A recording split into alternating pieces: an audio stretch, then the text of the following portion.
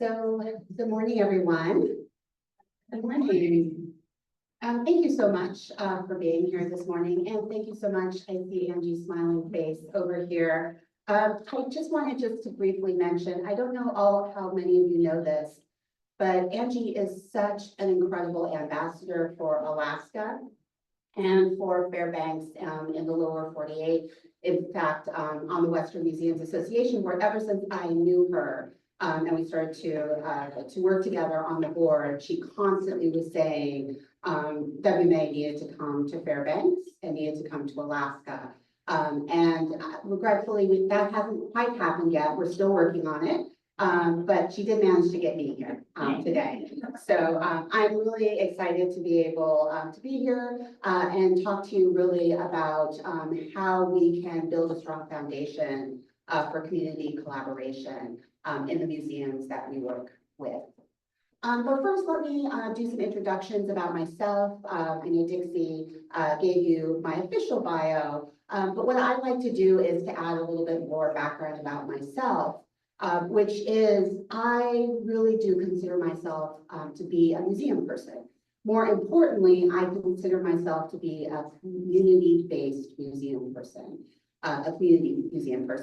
because when I was early in my career, I actually started my first sort of official job with a title, an actual title, was at the Pueblo. It was in Pueblo, Colorado, at the Southeastern Colorado Heritage Center. And I was one of two staff members there.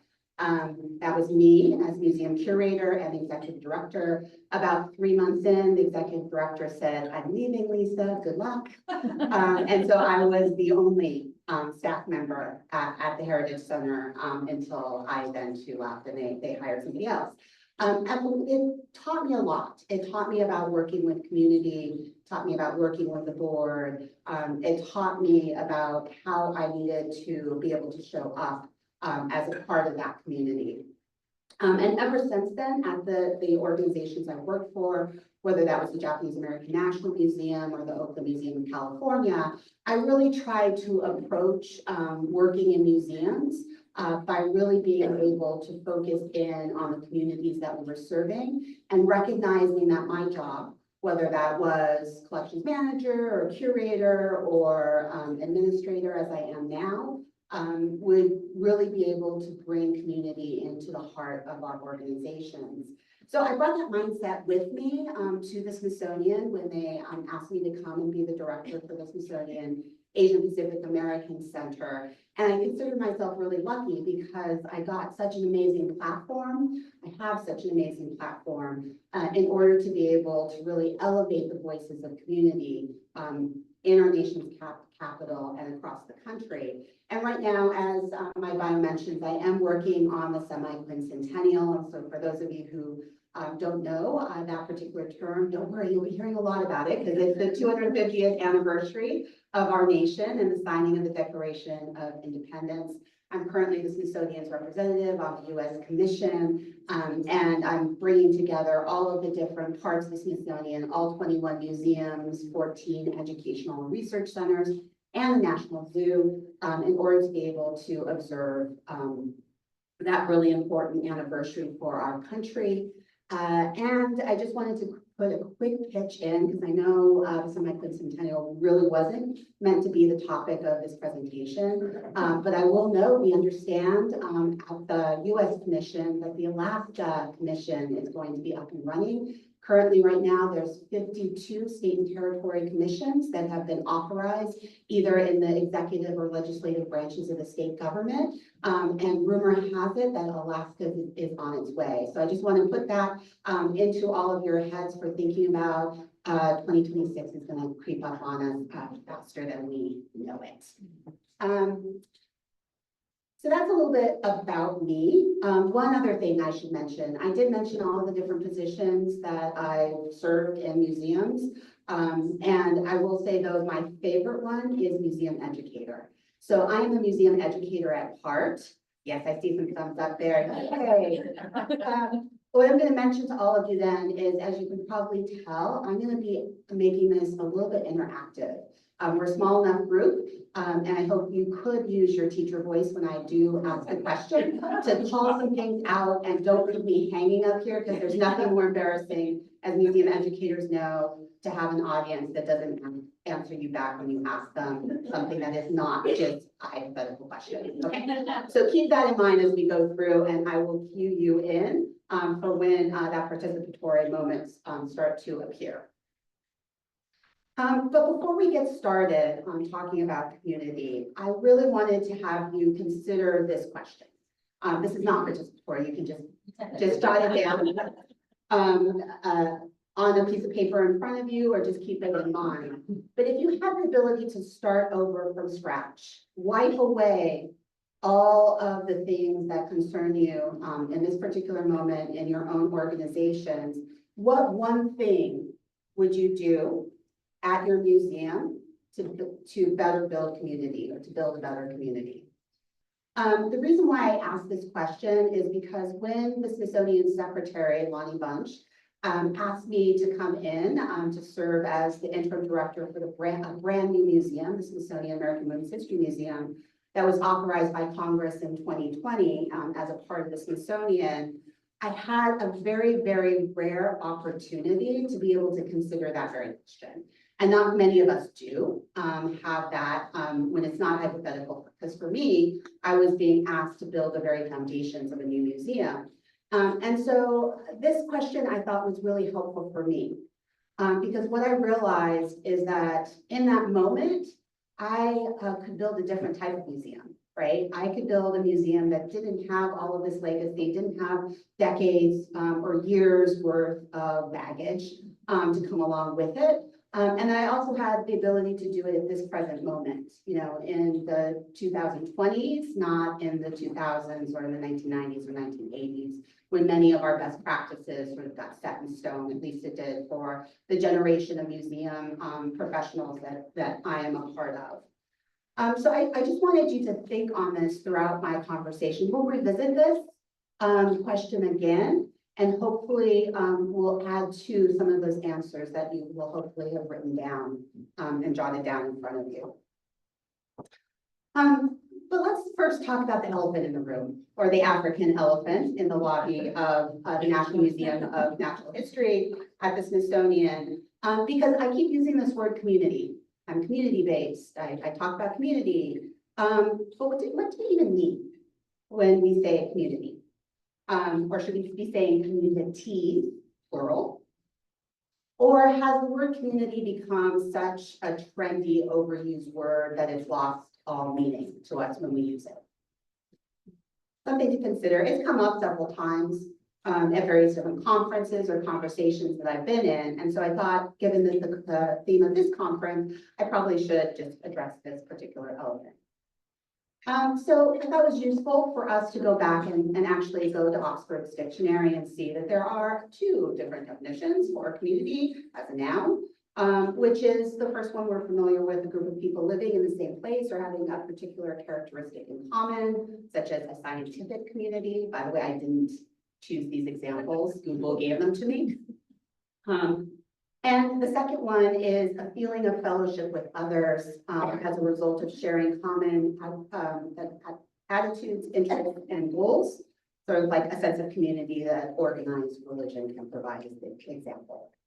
So what I just wanted to just acknowledge is we oftentimes use community sort of interchangeably to mean different things. So sometimes it is that first one where we're talking about a specific group based on what could be overlapping definitions of geography or interest or intent.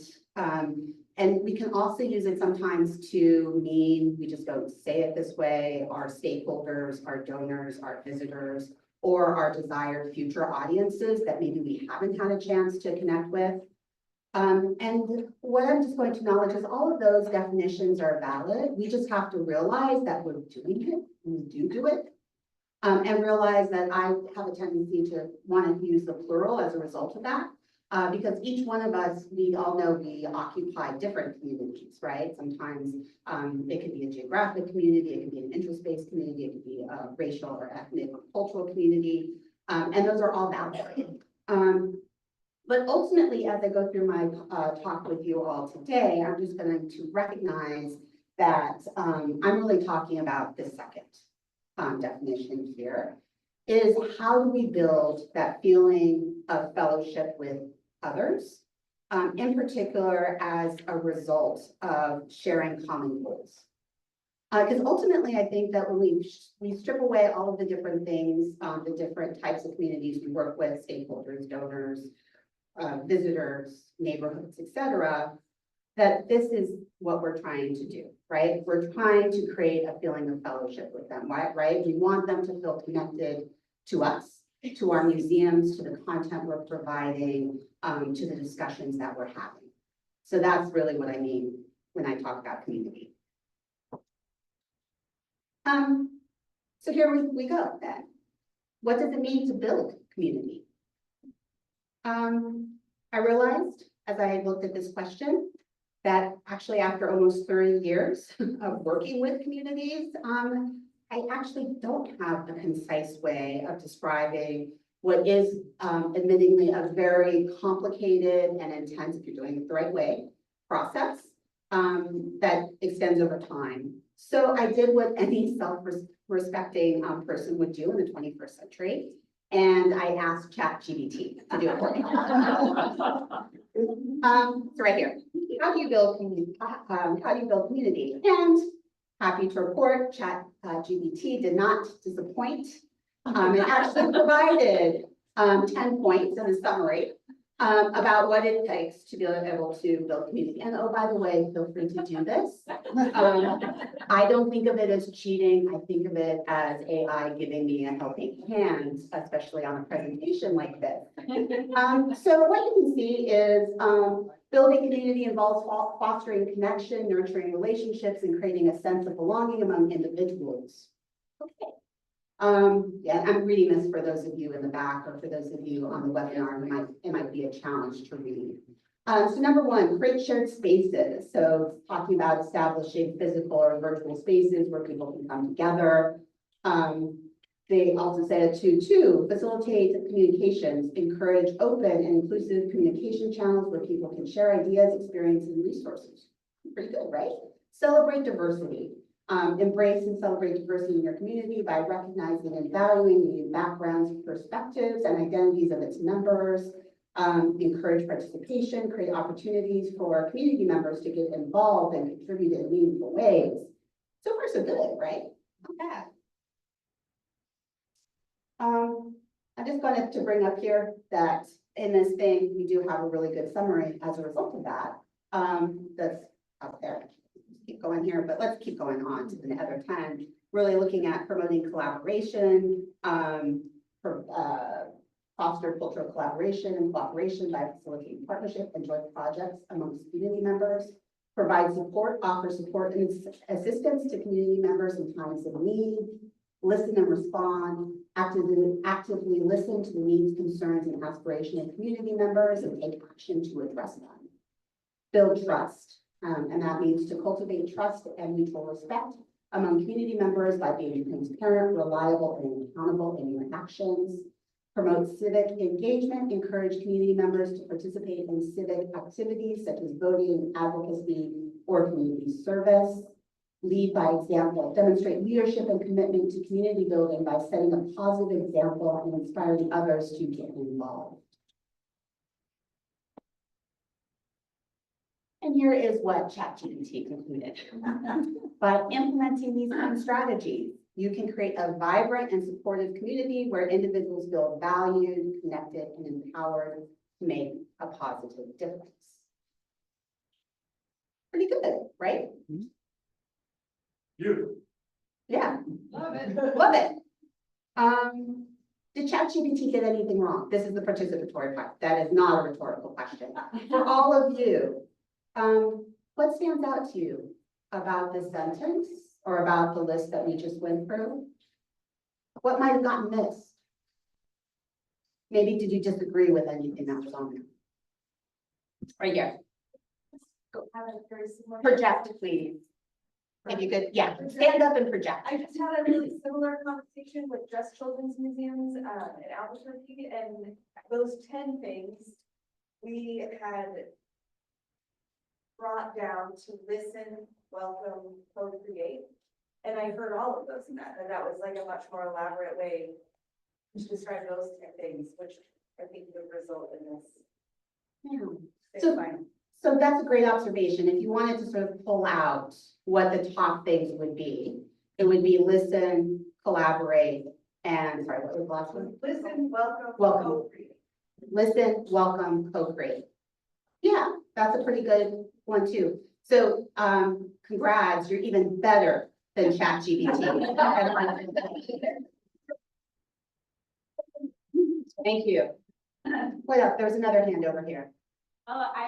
I noticed that it's really like, you-centric, like a single person, rather than like we're talking about the community of what others or as a group we can do, but it's talking about like yourself and centralizing you.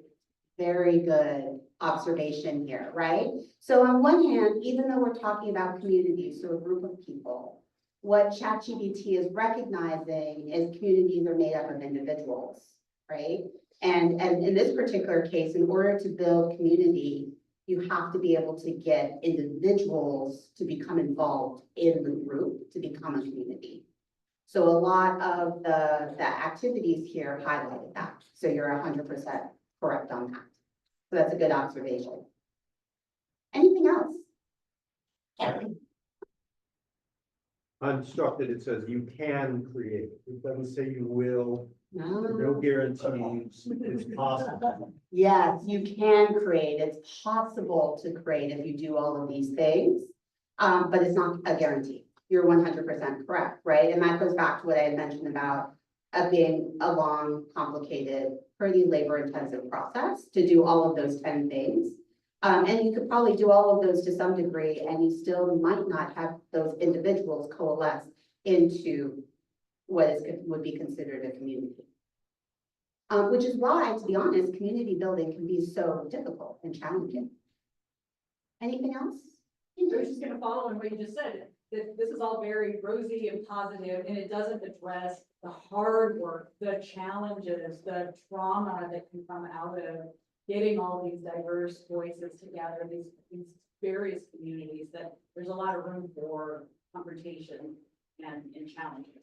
Yes, ChatGPT gave us the rosy picture on this, right? It doesn't talk about the amount of work. It doesn't talk about the things that people will bring up to and bring to the table, or the things that have happened to individuals or groups of individuals that they bring up into it.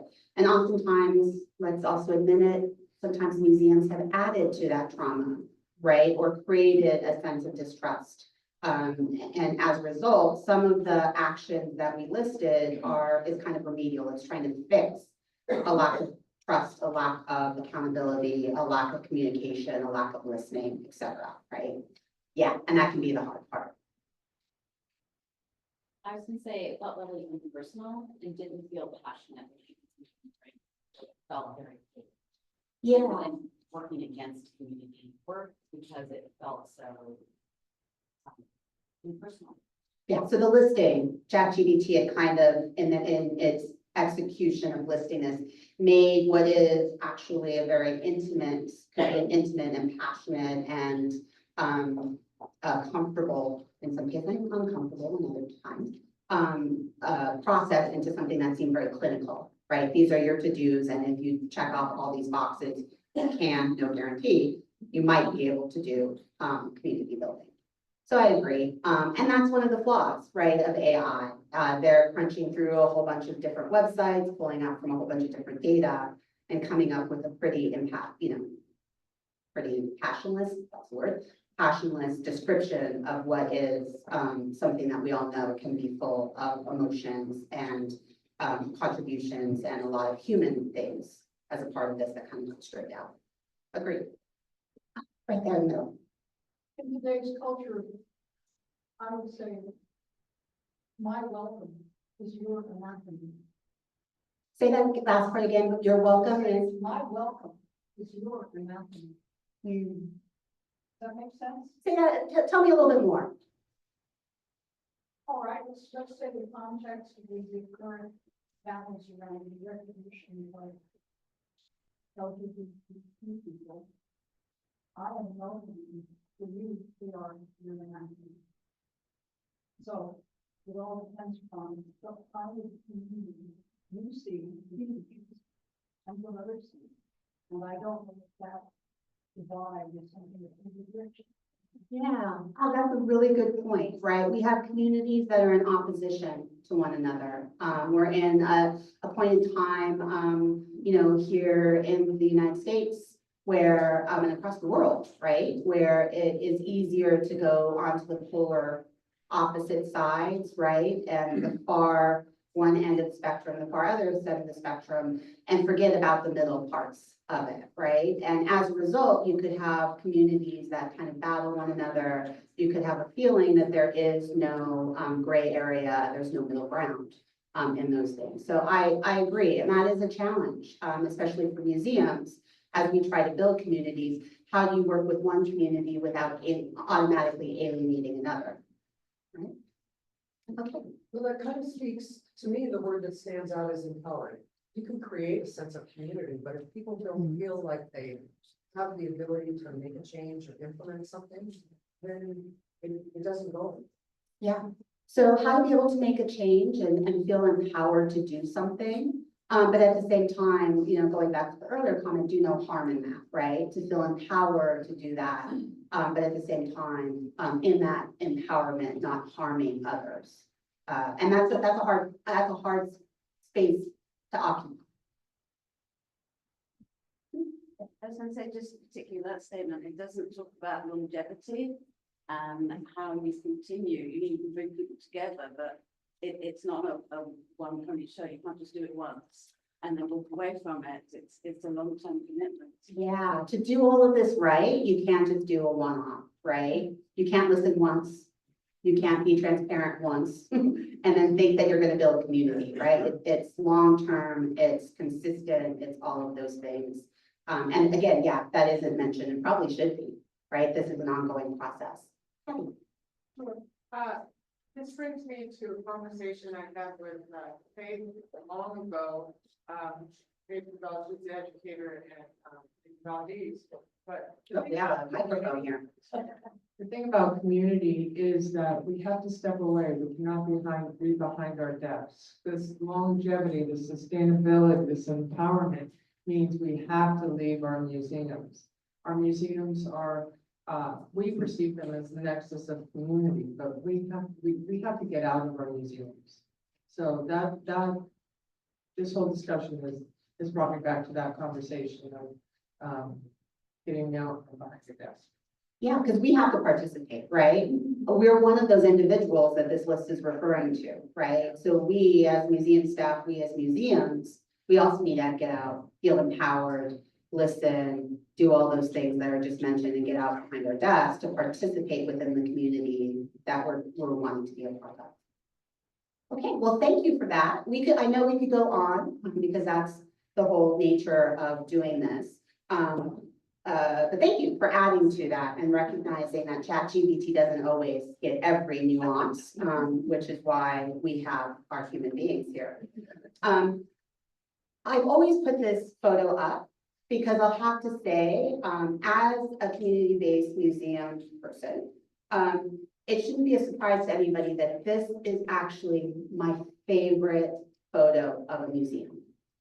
It doesn't show objects. It doesn't show an exhibition. What it does show is a lot of people coming together in community on what happens to be a Friday night in front of the Oakland Museum, actually one side entrance of the Oakland Museum. Voluntarily, nobody told them that they had to be here. We're not coercing them to be here in any sort of way, but they're there to be in a shared space with us. Celebrating the diversity in this particular case of Californians, building trust with other community members that they might not otherwise have the opportunity to engage with, to promote a sense of belonging with one another, to support them in times of crisis or need. In some particular cases, in times in Oakland, it's been about the pandemic or around crime or around economic issues. These are all issues that, kind of become a part of this gathering. And so for me, that's what museums can really do. When we are at our best, we can actually create these shared spaces, and be a part of a community. So why did it feel so challenging then to build communities as a museum?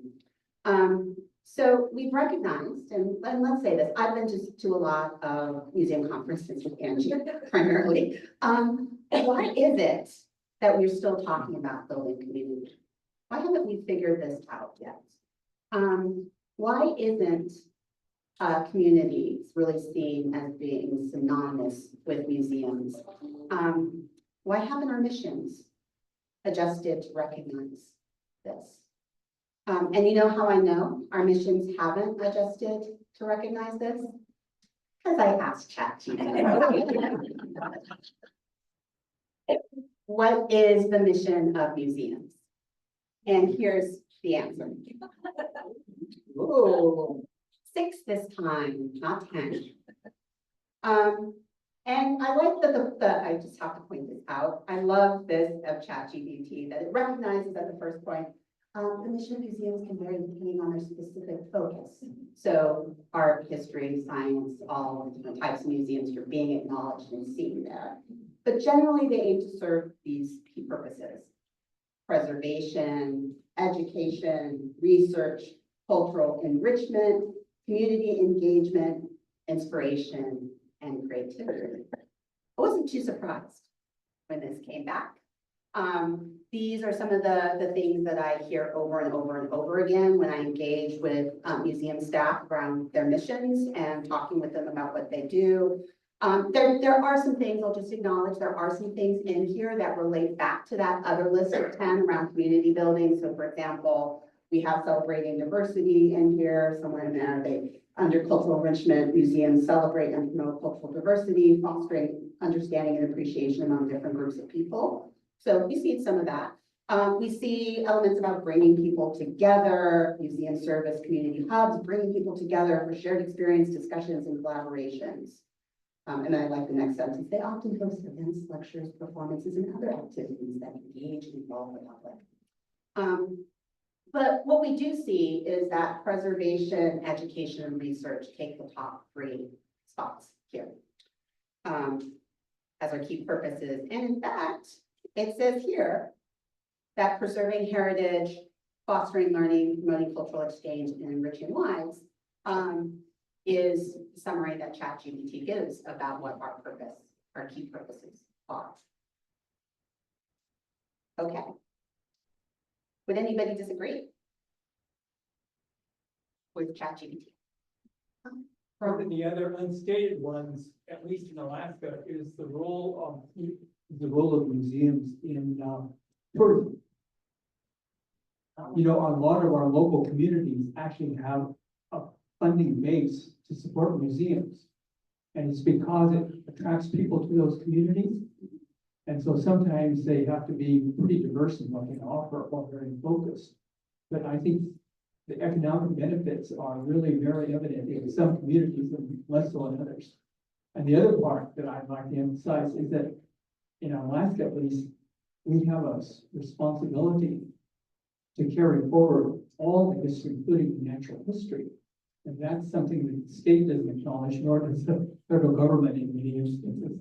But we are the keepers of that information, and sometimes we don't get compensated for it. So that's a good observation, and probably the reason why is I keyed into ChatGPT, into the AI that's behind it, about the mission. And so what it probably did was scroll through all of the mission statements that were publicly available. And a lot of us aren't very transparent when it comes to the fact that we are economic drivers in many of our communities, and that we are the holders of community history, heritage, as part of those things that we're doing, which is interesting, right? And something for us to think about. Why aren't we saying that? You know, if that really is part of our expanded purpose in that. But, you know, wasn't strong enough for ChatGPT to pick up on in that particular case. Well, because we know museums fairly well, what I'm going to do is just sort of skip ahead. to have a moment where, let's take a look then at the two summary statements that ChatGPT has provided for us here, side by side. Again, back to participatory. What differences do you see between these two statements here? Oh, hands going up right here. Wait, sorry, microphone. Okay, so I think one of the key things that we need to recognize about building community is that it's a practice. It's never something that you achieve ultimate goal in. It's never finished, which is part of why ChatGPT is never going to recognize the mission as being complete. And then perhaps the other reason that we see ChatGPT emphasizing preserving heritage, fostering learning, research as our primary drivers is because museums are still in this state of flux where we're learning how to be cultural centers and places of connection for everyone rather than kind of staying in this historical basis of collections of curiosities or locations of sort of, I hate to use the term elitist research because all of us in this room are, in this room because we're trying to build community and are interested in bringing more people into our museums, but we have to recognize the history of where we're coming from while we figure out where we're going. Correct. Yes, right. ChatGPT is still trying to catch up to us, and we're trying to catch up to what we're doing, right? And it is a process, right? And we're amidst that process. I will say it's been a long process since I've been talking about this for the last 30 years. But here's the thing, we'll probably be talking about it for the next 30 years. Because this is something that's going to continue to evolve and more nuances are going to be added. And once we think we're an expert in one area about community building, something else will come up that we'll need to be able to address. So I 100% agree with that. Anything else? Any other observations on here? Right here in the middle. We'll run the microphone over to you if you have a chance. There we go. It's a team relay. The top one is all like what the museum is going to give out, to push out the community versus what they want to come into the museum, the interchange, in both information, but also what people are interested in. Yes, so you picked up on something that I immediately saw when I saw this is yes, right now, again, from the framing that an impartial, let's face it, ChatGPT is mostly impartial, AI picked up on is when we talk about how our museums operate, we're often pushing something out. We're doing something, right? We're preserving history, we're fostering learning for others, right? Versus when you're talking about community building, it is a personal, individual connection, and it's about that interchange, right? Exchange between the members of a community, of which museums ideally would be a part of. So that's great. Oh, over here. Sorry, where's our, thank you for running that over. Something that struck me this morning was the lack of the term serve when we were talking about building community. And I was very happy actually that that word was absent. And then when we shifted over here, momentarily the first sentence had the word servant. So it strikes me that we're in a bit of a conundrum because we separate ourselves from community to preserve, and we set ourselves up to serve community. And that continues to keep us separate from the thing that we're trying to be a part of, if that makes any sense. So I'm getting ready for the annual report on Monday to our city, and I'm thinking I am not going to talk about serving community as a result of this, but finding a way to better be a part of it. That's just what was resonating with me this morning. I think so often we talk about how we can serve, And this morning I'm eating breakfast and there is a line and no one is serving me a plate of food. But I think about how the distinction between the two would be set up if someone was doing that. And if I'm serving community, I'm setting myself up to be the expert of, more knowledgeable about, and separate from the people that I, as an educator, just want to connect with and share with. So Yes, here you go. that's a great observation because it's, to be honest, it's easier to have that separation, right?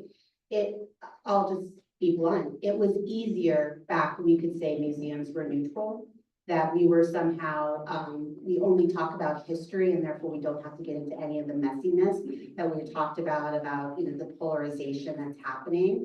And all we had to do was sit back and wait it out, right? Wait out the hurt, the trauma, wait it out, and keep ourselves separate. But what it meant, as you pointed out, is it meant we would never become a part of the community, because the community, by its earlier definition, is that shared sense of feeling. And if you're not in it with your communities, why should they trust you? And why should they consider you a part of that? And so it's not surprising then that people have kept us at an arm's distance and put us onto a pedestal that we built for ourselves. Okay, great conversation. I'll just sort of wrap it up, but you all did the heavy lifting for me. When it came to sort of some of the takeaways. But first, let me just say, if your organization as a part where preserving, researching, educating, inspiring, and engaging is still your primary purposes, there's nothing wrong with that, right? But what we've just discussed right now is how only doing that is still, we need to recognize that we're not truly doing all of the things of community building. We are falling short of that. And so if we do want to be a part of that, we do have to go beyond just those verbs. And in fact, we have to add on these important ones that I pulled out that I personally feel that museums struggle with. Building trust, again, is that bringing that divide down and being in it with people, offering support. How often during times of needs do museums sort of step up versus being the recipients of support? Ooh. Think on that for just a minute. How often do we take donations to help support us as nonprofits, yet hesitate or bristle when somebody comes to us and say, can you serve as a food bank or a temporary shelter, all of those human resources that come into play when you're a part of a community and you won't want to be able to share in that community and offer support. Listen and respond. Patty and I were having this great conversation earlier about actually communication and how often we don't have the opportunity to communicate. And so much of the time it's because we're talking at people and we're not always listening to their response, or when they do say something back, we're like, yeah, we will. Because we actually know better than you because we've studied this way longer. And that's not truly listening, and it's even harder to respond back. And here's another one, to lead by example. And this is hard, right? Because it means we have to hold a mirror up to our own actions, both as museums and as individuals working within an industry, and say, do we always walk the walk that we talk? One more. And this is to the earlier point that was made over here about we need to recognize that our goals are framed about doing something to people, right? Or getting people to do something, right? Learn, be inspired. You will be inspired, by golly. You will be creative. Rather than allowing individuals to have any sort of agency in their interactions with us, right? I want you to be able to come in and to be like, you know what? Actually, I wasn't that inspired. Here's why, right? Maybe I'm interested in something different and maybe I need to listen when you tell me why it is that you're not interested in what I'm interested in, and that's okay. So when you look at all of these things and when you look at the 10 parts of community building, some of you might be at really amazing organizations and you could say, Lisa, we're already doing all these things. And you know what? Yay. But, to, I think, the point that was made earlier, we also know that this is a process, right? Just as I said earlier, whenever we think we're done, we know that there's gonna be something else that will come up. So this is an ongoing process. This is a process, that may never be recognized fully by the communities that you work with, or even, acknowledged by the organization that you're working in. But it's necessary that we do this type of work. Because ultimately, when we build community, we have to build participation by individuals in our museum. So that was something that I had brought up earlier.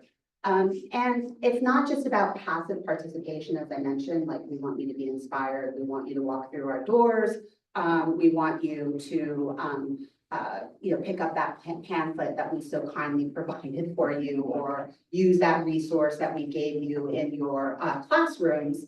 But we actually want to build participation by building opportunities for individuals to have action, to have sort of agency within our museums. But we all know that that's easier said than done, right? Because if we were able to do that, we probably would have already been doing this. I found us a handy dandy chart that was done by the International Association for Public Participation. So they are the experts on how to get people on here. And I just wanted to point out this chart because I think it really describes and helps us describe where we are as museums. So for those of you on the screen or in the back who are having trouble reading all of this, you can see that this is a spectrum of an increasing impact on decision from left to right. You can see that there's sort of these different stages of inform, consult, involve, collaborate, and empower, along with sort of what the public participation goal would be and the promise that would be made to the public as a result of that. So I would make the argument that museums are often kind of over here on the left-hand side because our goal is to provide the public with balanced and objective information to assist them in understanding the problems, alternatives, opportunities, or solutions to things. Sounds pretty good, right? Yeah, we would want them. We want people to be informed. In fact, that's what we promised to them. We will keep you informed. If we move a little further along on this spectrum, then we hit consult. Sometimes we actually ask the public for feedback on sort of like the summative evaluation part of things, right? We'll ask them, how are we doing with our decisions that we're making? And as a result, we promise to keep them informed, listen to and acknowledge concerns and aspirations, and provide feedback on how public input influenced the decision that we might make. So yeah, we could see that, right? We do evaluations at the door. We then say, hey, we heard you. As a result, we've added this or we've done that, right? Not too bad. Involved, and this is a place where I know many museums have started to go to, especially by working with the public around exhibitions, for example, or programs, because what they're trying to do here is work directly with the public throughout the process to ensure that public concerns and aspirations are consistently understood and considered, and that they're working with, we promise that we'll work with you to ensure that your concerns and aspirations are directly reflected in alternatives developed and provide feedback on how public input influences the decision involved. Then we collaborate, right? Where we actually partner with the public in each aspect of the decision. So this isn't just the end result, like, hey, look, we got an advisory council to tell us what we should be doing that.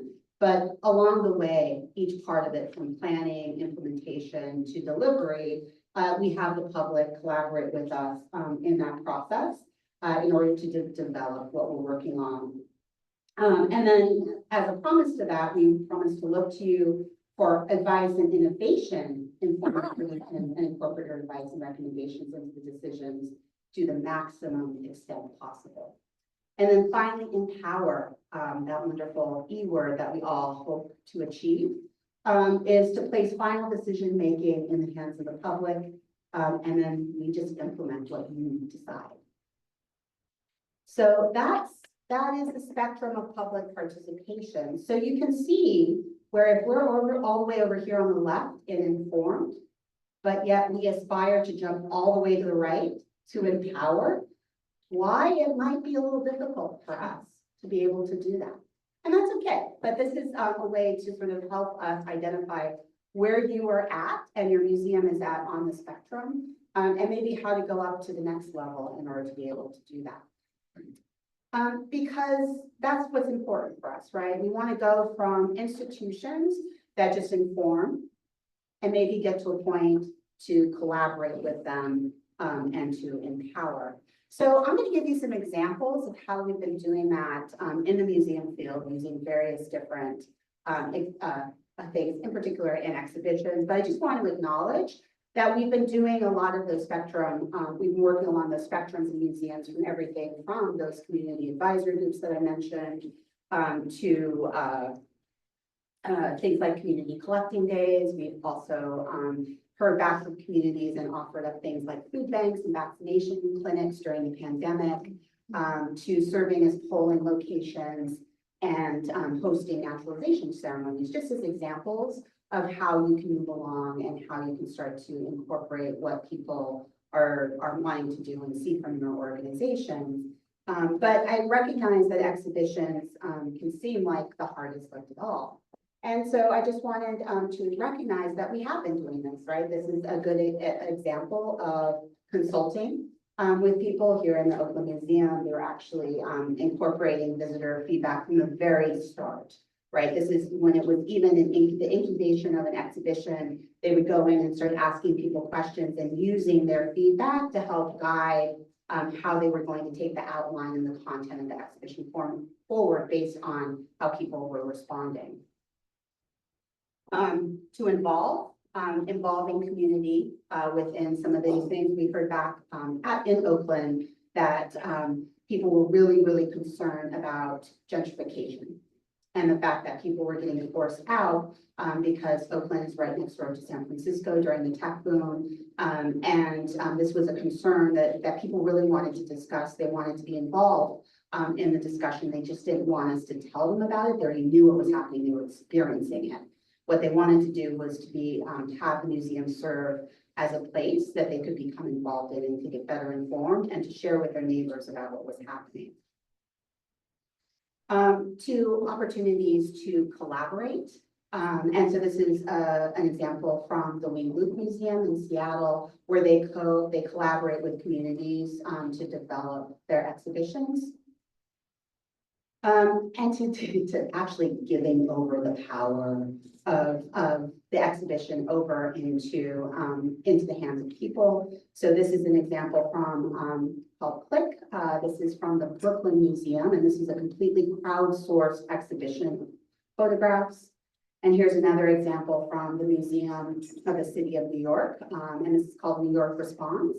And it had more than 20,000 objects, photographs, artworks, and stories that were submitted to the museum through an open call around how New York faced the challenges throughout the pandemic. And these items were meant to sort of interpret that time, but they actually brought together a panel of community members, New Yorkers, that had the final say in what actually went on display. You know? So that was empowering community to ultimately decide what was going to be shown in the museum itself. So, you know, again, most of us have been able to incorporate some of those activities into the things that we do. But if we have been incorporating along that spectrum for so long into the core work that we're doing, why aren't we necessarily seeing how people changing how the public perceives us? And this is where I go into some of the strong foundations and what I would say is what work we need to work on. Because yearly, whenever I do one of these talks or whenever I advocate for including communities into our work, inevitably when I bring up one of these exhibitions or I say, let's celebrate the fact that we have a refrigerated case full of free meals in Anacostia, at the Anacostia Community Museum. Inevitably, I have a board member, or a staff member or somebody say, is this really the role of a museum? Right? Is it really the role of the museum to be a fill in blank, a community center, a food bank, a clinic, et cetera, a community service giver? That's not what our role is. And so I'm always challenged to say, well, why can't it be our role? And then I had this amazing encounter with the director of the Children's Museum of Tacoma during one of our Western Museums Association conferences, where she did a nice talk about the work that they were doing at the Children's Museum. And she described a moment where they had heard from the families that came in that children were coming to the museum hungry. So they started to provide breakfast for all those kids. Makes sense, right? Kids they couldn't do their mission of having kids play and learn and grow with kids who are hungry. And so they provided breakfast. And then what they saw was those same kids coming in and saying, thank you for the meal, but when I go home, I don't have anything to eat. And so what they started to do was they started to pack meals for a family of 4 or 6 and sending it home with those kids at the end of the day so the entire family could eat. And that child could continue to learn and grow and play at home, when before the primary focus would be on hunger that they were facing. And I actually asked this question because I was so amazed and so moved by this. But in the back of my mind, I kept hearing those board members saying, is this really your role? So I asked the director, and I said, how did you get your board to support this, or your donors to support this? Because did you have to convince them that this was the role of your museum? And she looked at me and she's like, oh, Lisa, the difference is we're a children's museum, and children's museums have always figured out that it's about the children and the people, not about the things and the objects. And she said, I didn't have to convince a board member. We just knew that this is what we have to do because we are in service to people, right, to individuals, and in true service, right? Not just that lip service, but true service to them. And as a result, it makes it really easy. I didn't have to argue with anybody on it. And so what I wanted to note here is that this was my aha moment from that conversation, that question and answer session, is for those of us who want to build community, it's not enough to simply place an overlay of programming on top of old behaviors and think that that is going to build community.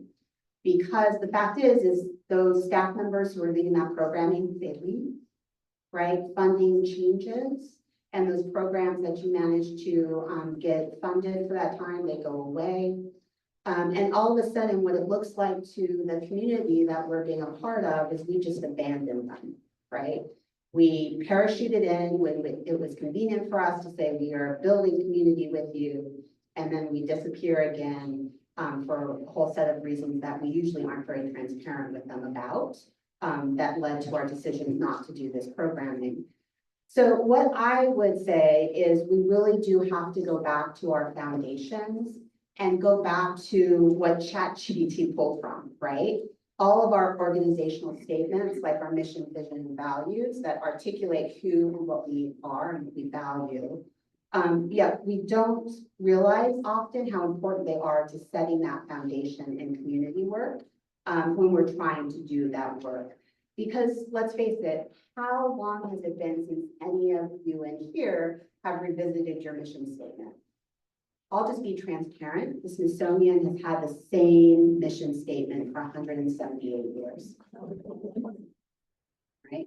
To increase and diffuse knowledge. We're probably not going to change it.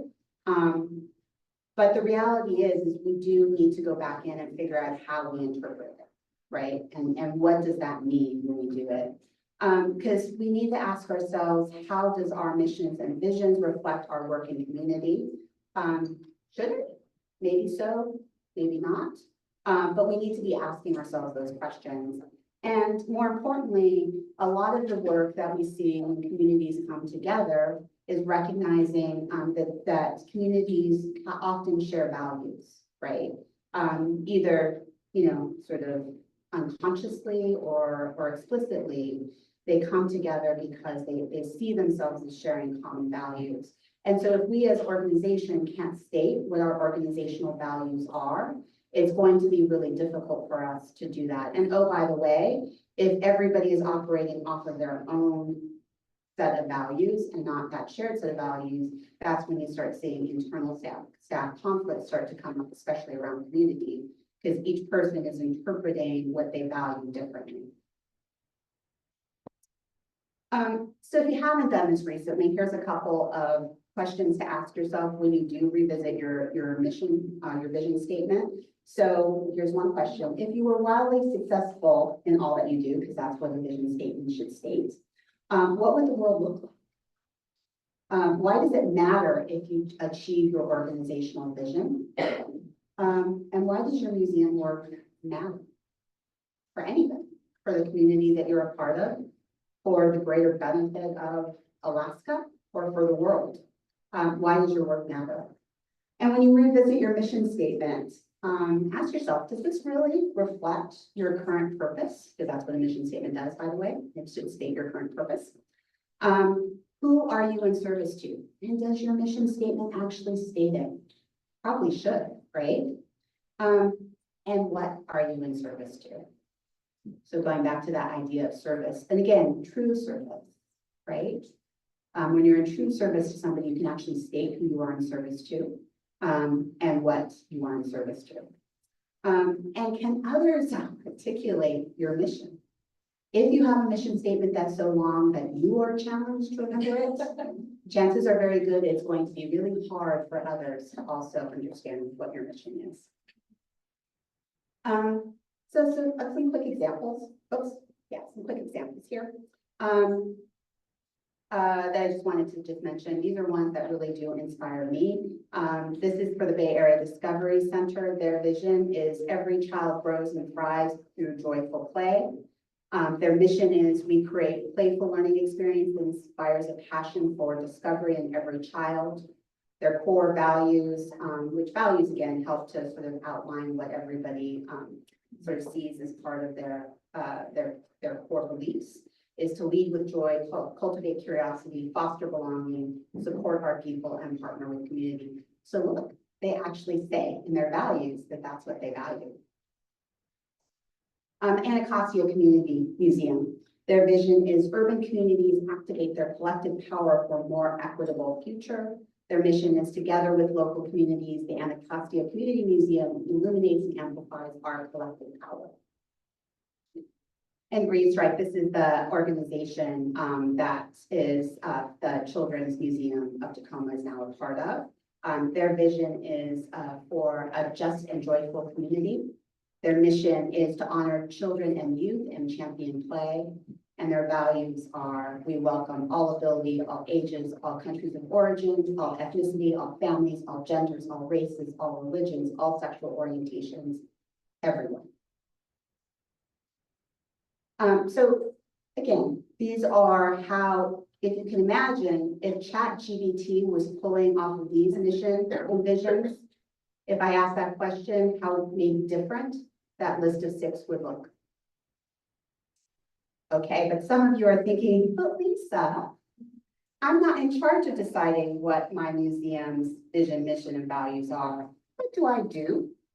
And as it would so happen, I have a list of some things that you can do at this moment to help to build that strong foundation from within, no matter what your current position is. I do know I am lucky enough to have worked through 30 years up high enough that I do have the ability to ask our board or our senior leaders to talk about mission vision and to trigger changes in those things. But some of you may not be. I want to recognize that. But you too can build a strong foundation for community building by doing some of these things here. which is being sure to listen to community members and to try to find ways to incorporate their feedback. I know sometimes it's not possible, budgets, institutional policies and procedures. There's lots of reasons why, unfortunately, sometimes we can't incorporate feedback, but wherever you can, you are helping to build trust when people see them being, when they hear themselves being heard and see themselves in the actions that you take. You can create and advocate for inclusion of community voices and perspectives in any part of the process. And in fact, people really do appreciate sort of those behind the scene moments where you can incorporate their ideas and their source stories and their voices, their objects. You can also examine, sometimes maybe even question the purpose behind why you're doing what you're doing, right? Programs, exhibitions, collections, and again, how they are truly in service to community. And if they're not, then maybe is there a way to frame it so that it can be? You can also create an internal staff and volunteer community. I just wanted to point out, we've been talking about communities where museums are part of, but I don't want to neglect the fact that staff, volunteers, people who are part of daily work of museums are also a community. And you can be a part of supporting that and helping to create and strengthen that community. And then find one thing that you can change in your work to build community. One thing, which I promised I would take back to this question, which is, if you had the ability to start over from scratch, what is that one thing that you would do at your museum to build a better community? What I'd like to ask you to do is to take your answer to that question that you started off and see how you can do that one thing, just one thing to help move us forward within that answer. It doesn't have to fix everything, but if you give it a try and move forward with it, I think that that's something that you can do. And I'm going to give you an example. Because when I was helping to build the foundations of the Smithsonian American Women's History Museum, what I decided to do for myself and as a leader for both that emerging organization, now for the Smithsonian, for whatever organization I go to, that I was going to incorporate the idea of gratitude. Because when I came into the Women's History Museum, I had this grand vision that because it was a Women's History Museum, we would be able to revisit what is honestly patriarchal power structures and organizational structures within museums. And I was going to, by God, turn it on its head. And we're going to go to sort of more of a matrilineal, matriarchal way of thinking about organizational structure. I had this great conversation with a professor who studied matriarchal cultures, and she said, "Great idea, Lisa, really love. But I hate to tell you this, it's not gonna work. Here's why. We are so deep-seated in patriarchal culture because of how our organizations and how our society works. It's going to be very difficult for you to do that. But that doesn't mean that you can't take some of the values that we see within matriarchal societies and be able to incorporate one of those. And so that's what I did. I embraced the idea of gratitude. Because as part of many of these cultures, there's a recognition that we should be grateful in everything that we do, that this isn't something, we don't naturally deserve people to work for us. We don't naturally deserve things just because I'm the boss or I'm the leader. But instead, I should really be grateful for everything. And I should be grateful to the objects. I should be grateful to the earth. I should be grateful to the people surrounding me, because everything that they give to me is a gift. And shouldn't we all be grateful for gifts? So what I do is I remind myself of that. So with the people that I work with my colleagues, with members of communities who share with me, I'm always sure to express my gratitude and appreciation to them, because that is part of the values and the culture that I would want to see in the organizations that I am a part of, in the communities that I am a part of. So what I wanted to just do is to thank all of you, and for me to offer my gratitude to you for all of the work that you do on a day-to-day basis. You didn't have to be here today.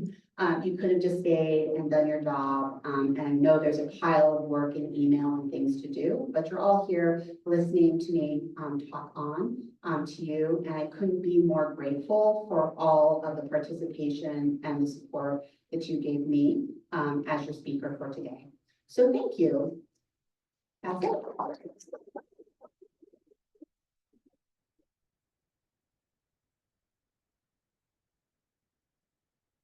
And I think I just left just enough time. Am I correct in scheduling? I'm looking for somebody to tell me that we have about 10 minutes. Yep. Yes. 10 minutes for Q&A. Does anybody have any questions or observations from my rapid fire way of doing? I saw a hand back over here and then we'll jump over. Oh, sorry. Oh, sorry. Microphone's over here, closest. Proximity, sorry. Thank you, that was a wonderful talk, and I'm grateful for the opportunity to hear you. I wanted to state, I was thinking about a core value of economic development for our communities. And I first got this idea from the Whaling Museum, the Whaling Museum, which set up an educational program for their students starting in middle school. They would come in and they paid the students to come in. They gave them after-school homework help. They supported them through. In the summer, these were the student guides. As they went through and when they hit high school and graduated, they provided them money to go to college. And in a community, a low-income community, 100% of those kids went to college. So it benefited the museum because they got workers to do things, but it also benefited the community, providing these kids this opportunity and this chance to enrich themselves and move forward and have an economic opportunity. And I think that really inspired me to do things like a junior curator program, and also the economic opportunity of bringing people in from training programs, some of these museum studies programs, and doing year-long internships with these students, so they got experience in a real-life situation that they could move into and build the field. And some of our junior curators did that. We have 4 or 5 museums in Haines, so it's a very small town. We have far too many museums, but basically that's a viable job for people in our community. So having that junior curator experience, many of those children did work in the summer at some of the other museums and had a paying job. So I guess that's kind of a thought that I have. Yeah, and can there ever be too many museums in any town? But I will also say, yes, being an economic driver, and talking about economics, I'll have to say, is a huge part of community, right? And the fact that we are so reluctant to talk about it, that we are so reluctant to be transparent about our own economics in some cases, and we tend to stray, to not think about ourselves as workforce development opportunities, as sort of foundations in an economic and business sense in our communities. I think it's something that we can change, because that is a really important part of any sort of work you do. And I think that if we're a little bit more transparent about it, we could find more ways that we can be innovative, like what you're saying, and develop more programs that could help actually benefit multiple generations within the community. So I really love that idea. Hi. Hello. Yeah. I just want to say thank you for your presentation. It's very helpful, and I wanted to provide a note on this question of public perception. I work for the Alaska Native Heritage Center, and so we are an institution that was founded based on community feedback, right? Our community member came forward and said, hey, we need this anchorage where Alaska Native people can be recognized and can celebrate their cultures. And as we developed our institution, we became very focused on cultural tourism. And then there was a perception that was kind of recognized around Alaska that we are a place for tourists, right? But we're also a community institution, and I've worked there for about 4 years now. And in that time, we had a really intentional approach to change that public perception, right? We are no longer there just for the tourists, and we did that by implementing community programs that, brought people into our space and also brought our work out into their spaces, and we engage people in cultural practices, right? And so then over the course of time, we've seen a real shift in that public perception because we put work and effort into making sure that community members are accessing us and we are accessing them in a way that's fruitful for the, kind of strengthening of their cultures and all of the work that we do. So public perception is something that can shift. If you feel like you're in a position where you're not really getting the public perception that you want, you can just continue to put efforts into it. And I mean, we've seen real tangible shift in it over the course of the last few years. So I just want to kind of respond to that question I spoke earlier. Yeah, no, and that's wonderful. And it's true. Things can shift around, right? We all make decisions for our organizations, whether we mean to or not. It does influence public perceptions for us. It's very similar. The Japanese American National Museum very similarly was put together specifically because Japanese Americans didn't see themselves being represented in museums. But when I came to work there, 20 years later, the perception was that we were speaking to a primarily not Japanese American audience.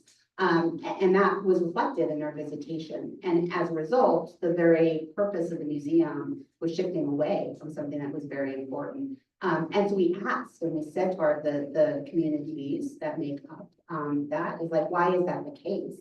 And it turned out because we were so focused on sharing these histories and being seen as a world-class museum that we were no longer reflective of the stories and the community that it had evolved over 20 years. So it's important, like it's that ongoing process part, and you can change and things through that process. And but you need to recognize it and realize that shift needs to happen.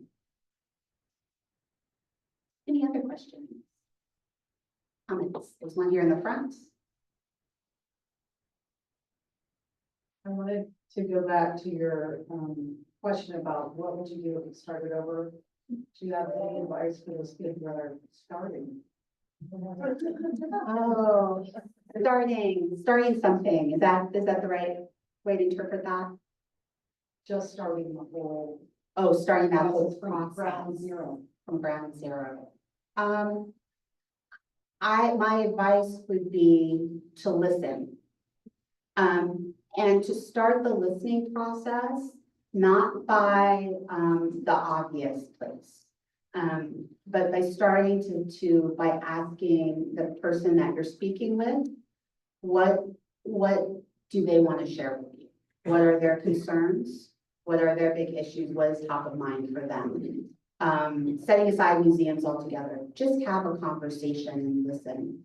That was something that I did when I went to Oakland, was I would convene a whole group of people and we start off with questions about what concerns you? What's your day-to-day life like? And it was only sort of like 3/4 of the way down the list that we brought up museums. And the funny thing is oftentimes with conversations, because they knew I was from the museum and now because I'm from the Smithsonian, they always try to draw the conversation back, right? They always want to talk about museums. I'm like, no, this is about you.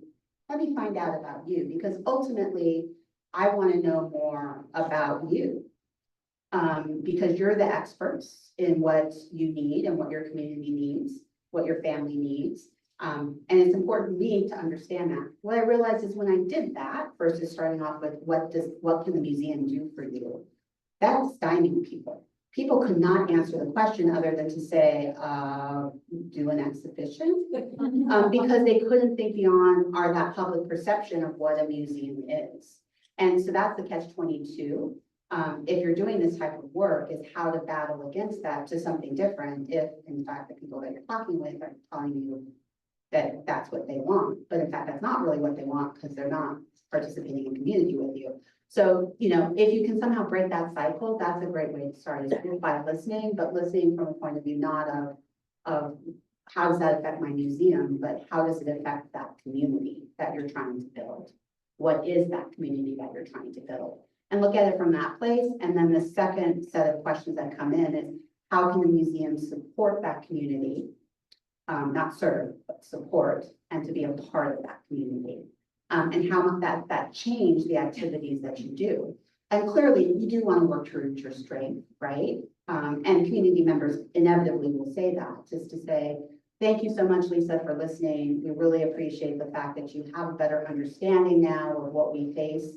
But if you want to be a part of the community, we recognize museums have certain power within the larger society.